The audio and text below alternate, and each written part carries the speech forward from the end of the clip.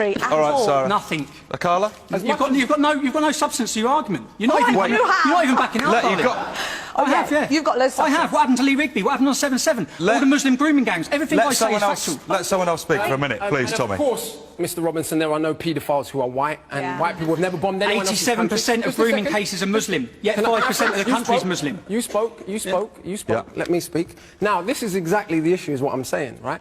As much as I agree with what's being said about this man and his organisation, right? Can you back up, we focus on fringe bigots rather than dealing with the real central issue that we have a political system.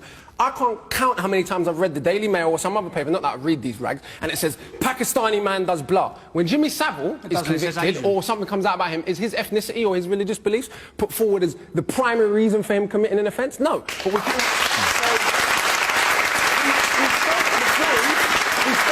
of this kind of bigotry, right? And then act shocked when it comes out. No one's prepared to explain what I've said that's bigotry. One second. For those who don't know, Baghdad was the intellectual, cultural centre of mathematics and art and science about 1,000 years ago for quite a long time. No one blames Islam for that. So negative people who happen to be Muslim, yes, of course, it's your religion that causes it. But if you pioneer mathematics and science and introduce algebra into Europe and the guitar and coffees and lemons, that's not because you're Muslim.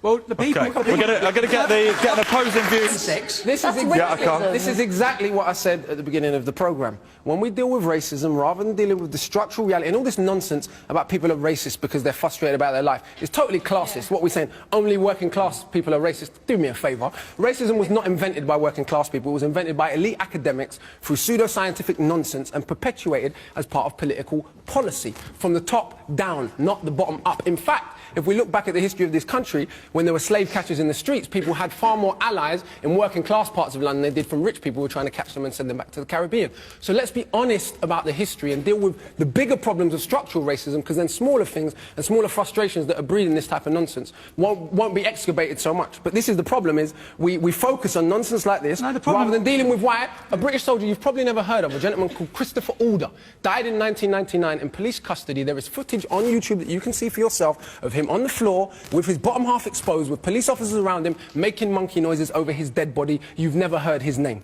Why?